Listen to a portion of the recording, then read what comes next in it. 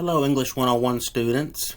So today I want to talk about the definition argument, just do a little wrap up and maybe answer some frequently asked questions about the assignment. So with the definition argument, it's slightly more challenging than the classical argument, but the good news is that the only difference is the claim type, which has to follow that particular formula, X is or is not a Y, as well as the two-part structure of the body of the essay. So whereas the classical argument is more straightforward with a simple, straightforward claim and a few reasons, definition argument must have this particular claim type, and it must have the two-part structure, where first you define a existing category, then the second half you compare or you match some new thing, some new phenomenon to the definition for that particular category. So I want to go through the peer review checklist today for the assignment, and as always I will invite questions if you have them through email. So we go over to Blackboard. We're in the definition argument course content folder, and I've put the definition argument peer review checklist right here at the top. So let's click there, and you may need to zoom in a little just so everything is easy to see.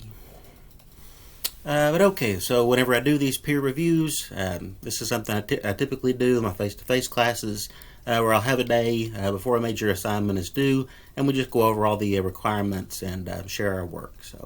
With these categories of skills that I'm going to be measuring will always be the same: format, structure, development, as well as editing and format. So all those things are in there. But to start at the top, so with this one, with your format, we've talked about the MLA page setup, so make sure you're doing that. And if you look at your classical argument with my comments and suggestions, if there are comments about your MLA format, please take some time to correct those for the definition argument. But the main features of the page setup are there, so please double check to make sure that everything is in good shape. So there's the details of the format. And remember, with the format, it's just a way of kind of finishing up your essay, making it look nice and professional and ready to turn in. Okay, so the next point is the structure of the essay, which again is a little different from the classical argument. So let's go through the details. So first of all, the essay should contain a thoughtful title that hints at the essay's thesis. So there's a place there to put your title. And with that, it could be the old standard definition argument, colon, then put in the topic that you're writing about.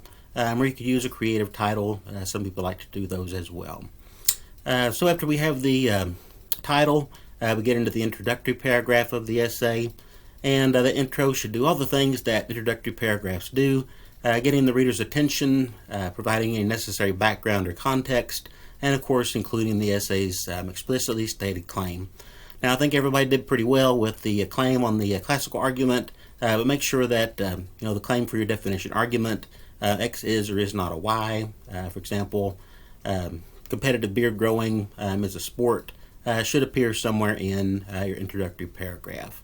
So make sure we know what the X is, make sure we know what the Y are, because really if we don't have those, it's very difficult to get the structure of your essay correct. Okay, so two parts to the body of a definition argument. So we list a set of two or more criteria which work as the warrants for this essay. And those should be explicitly stated as topic sentences for the paragraphs in the essay's first section. So with that, for example, if we're saying that competitive beard growing is a sport, then we list sport as something with a competition. A sport is something with defined rules. So those kind of things are your warrants or your criteria for your definition argument. Second half of the body of the definition argument we call the match, and those are basically the stated reasons for the definition argument.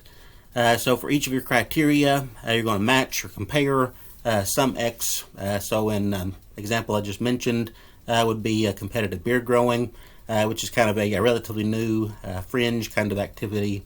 But we're going to compare that to your criteria for a sport, and also examples like football, baseball, basketball, those kinds of things.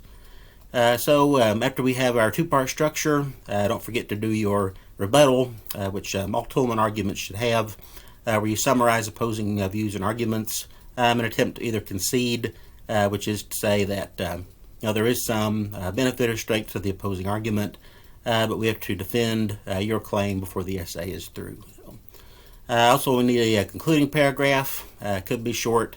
Just successfully brings the essay to a close and briefly states the essay's claim or main idea. All right, so next area is development, and with this one, in a nutshell, pretty much you're still going to be using your first-hand evidence like you did with your classical argument, your opinions, your experiences, your observations. With this one, you do have the option of using a reference source or two for helping you to develop your definition. So make sure that you use evidence from positive cases as backing for the criteria used for the Y category. Again, positive cases are those where there's really no argument about whether or not they belong to the category. So again, those are your examples for defining sport. Think about tennis, think about baseball, basketball, football. And then second part there, does the writer use first-hand evidence? Again, that's your personal experience, observation, rhetorical examples as grounds to support the essay's stated reasons. So if we're defining sport in the first half of the paper, second half we're saying that competitive beer growing is a sport, so we're using examples from that particular activity when we do our grounds for our matches. And then if the essay, or if you choose to use a reportive source, put there limit 1 please, but I'm always flexible with that. Sometimes you need to kind of cobble together definitions from a couple of different sources, so that's okay if you have more than one. So make sure that you have your format right. If you want to cite that source, you have to cite it in the essay's text according to dictionary.com. According to Webster's College Dictionary, something like that has to appear in your paragraph. And then we have an entry for each source at the end of the paper on the works cited page. So make sure you're documenting your sources correctly. And of course, in the last unit of the class, the causal argument, we're going to be doing more with research and documenting sources. But for now, just make sure if you use a reference source, you do those two things. Then the last part there is the grammar and usage. So that's also another thing. If you look back at your classical argument with my grade, my comments and suggestions, I probably went through and I marked everything. And with that paper, I didn't count an awful lot of points for every little mistake or error that you made. But I do want you to look back and see if you had a lot of problems with the comma splice, or you had a lot of problems with fragments or run-on sentences, that you have taken time to kind of review what those particular areas mean, and that you're able to correct them whenever you see them. And I always think it's helpful with any paper to finish your rough draft, then read it out loud, either to yourself or to someone else, because sometimes we can catch errors with our ears that we miss with our eyes.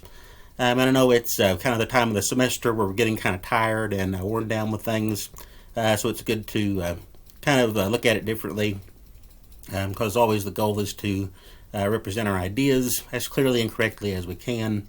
So I always say that editing is not the first concern, but if there's so many errors that it kind of clouds the meaning that you have in your argument, that really needs to be addressed. So, but those are the big things about the definition argument. So check the announcements, check the course syllabus for the due date. Should be coming up very soon. But otherwise, if you have any questions specifically about your definition argument, please send me an email at matt.branham@kctcs.edu. And that's all for now. So thank you very much for your time and attention, and enjoy the rest of your day. So thank you.